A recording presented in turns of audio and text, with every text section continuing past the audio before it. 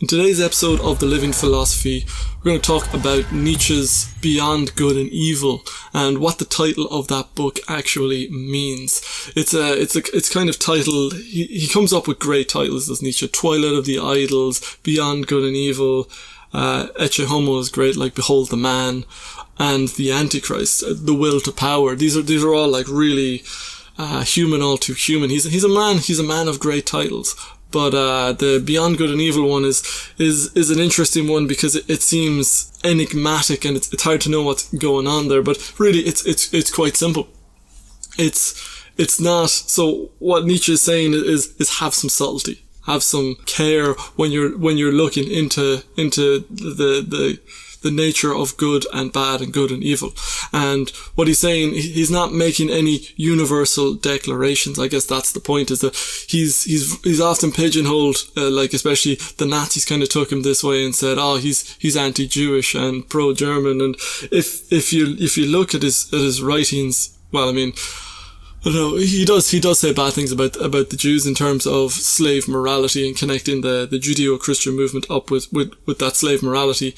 But he is also, it's not that he's just saying, oh, slave morality is this and we want master morality. It's got much more nuance to that.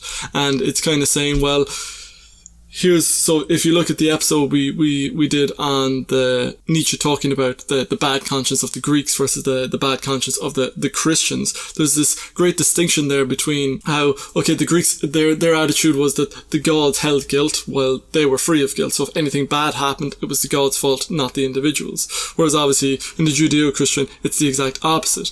Now, the Greek model might lend itself more to a happier life and to a better, easier kind of life, but the Judeo-Christian model might lead to more growth, more feelings of responsibility, which lead you to taking more control over your life, even if you're more miserable. So it's two really interesting kind of a tug of war between those perspectives, and it's not like it's easy for because the name sounds so pejorative that it's easy to say, oh, you don't want to be like slave morality, you want to be like master morality. And I guess it's fueled by the fact that Nietzsche so often talks about how you know, in the Antichrist, he talks about how bad Christianity has been, like particularly the Pauline version of Christianity, whereas he praises the Greeks so much. But really, Nietzsche he's a big fan of science, although from probably the gay science onwards, he's kind of he's not like a pure, enthusiast of science anymore. He kind of moves towards a postmodernist kind of view, kind of foreshadows that by a good few decades.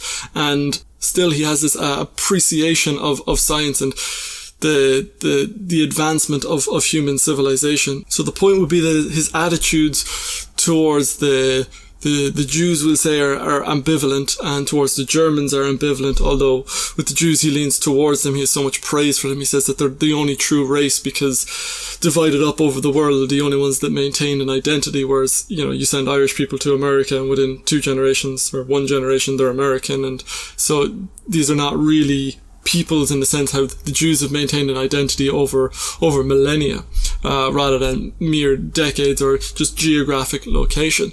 And so he's got so many praising and laudatory things to say about the Jews and so many negative things to say about the Germans, but that doesn't mean he's universally praising them and he's universally condemning them.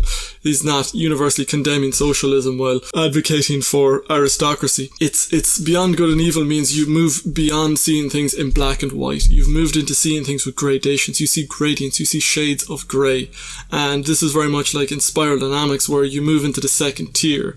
And what happens when you move into spiral dynamics yellow, which is the first colour of the second tier of spiral dynamics, is you begin to see the use of all the lower instincts and the use of every aspect that went before, like the religious mindset, the scientific mindset, the social justice, postmodernist kind of mindset. You see that all of these are useful and should be used rather than one of them being better than all the others.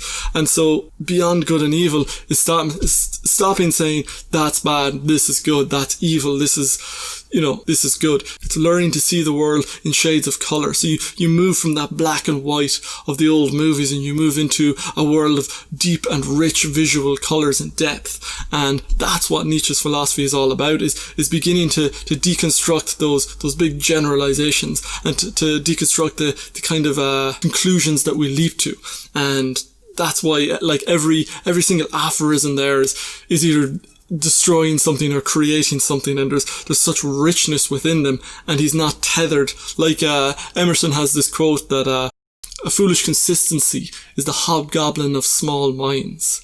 And what he means by that is to stay consistent to your beliefs all the time, to be so afraid of contradicting yourself rather than speaking your truth now, speaking your truth today, even if it contradicts what you said yesterday. That is purely a foolish thing to do. And it's a trap, it's a cage. And so Nietzsche doesn't really worry about that.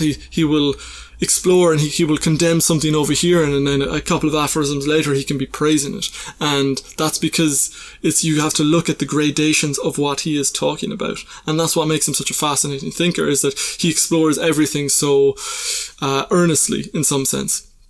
And it leads to a lot of questionable results in different parts of his thinking, but that's because he's willing to explore thoughts that are really quite, questionable, dubious a lot of the time. But it's a fascinating thing to see someone go through that and to start to see things in shades of grey and to set aside in all the different colours that are possible and not just black and white.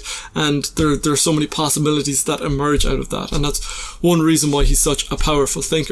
So that's what he's trying to capture with that title of Beyond Good and Evil. It's beyond the simple good and bad, the having two boxes, and now Nietzsche all of a sudden has hundreds of boxes because he's thinking of things, he's distinguishing and seeing different rules and different exceptions in different places. And that's something that we have to do as we develop, and we see how things in society right now are polarizing, how they're dividing off into black and white.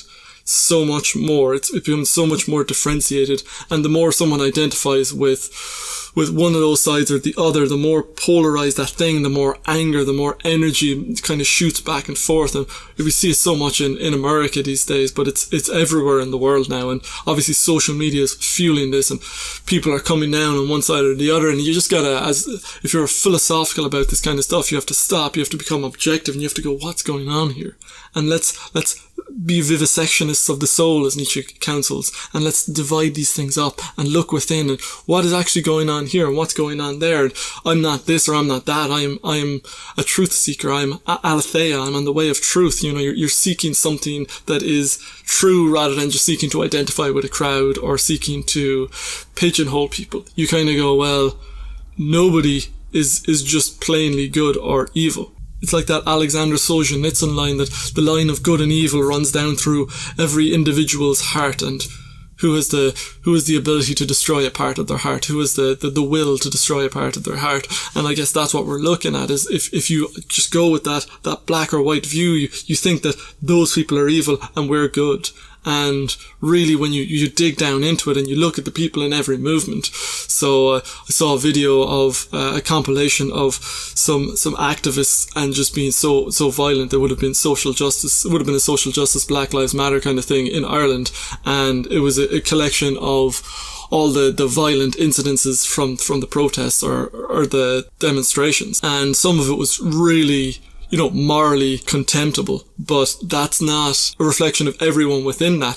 The mob mentality, it doesn't matter what political side you're on, mob mentality is a danger, and especially when people feel righteous, it leads to negative outcomes. So someone who's just living in that world of black and white is either going to go, no, and make excuses for their side, or else they're going to condemn them as evil. But the thing is, you got to look at it objectively, and you say, well, some of those people are bad, some of those people are good, some of their points are good, some of their points are bad, some of these people, and you look at, you start to think about it, you start to distinguish what's right and what's wrong, not based on what one camp is saying, what the other camp is saying, but by looking at benefits. Trump, okay, looking at Trump, there are good things that he has done, and there's a lot of bad things that he's done, and it's to see the gradations. Why are people feeling aligned with that? What's going on with that? And to be objective to that. And I guess that's the call of the philosopher, is to be objective, is to look at these things and question these things, and not just to go along with the crowd, but to think think for yourself and to be independent, to be a free spirit in that sense. And there's no one saying it's not a challenge, but it's certainly a fruitful endeavor, and it's a reward in itself. So that's just what I wanted to share today. I hope you've enjoyed this episode of The Living Philosophy. If you have, please give us a thumbs up. Love to hear from you down in the comments if you have any insights or thoughts to amplify to that. And otherwise I shall see you next time. Thank you for watching.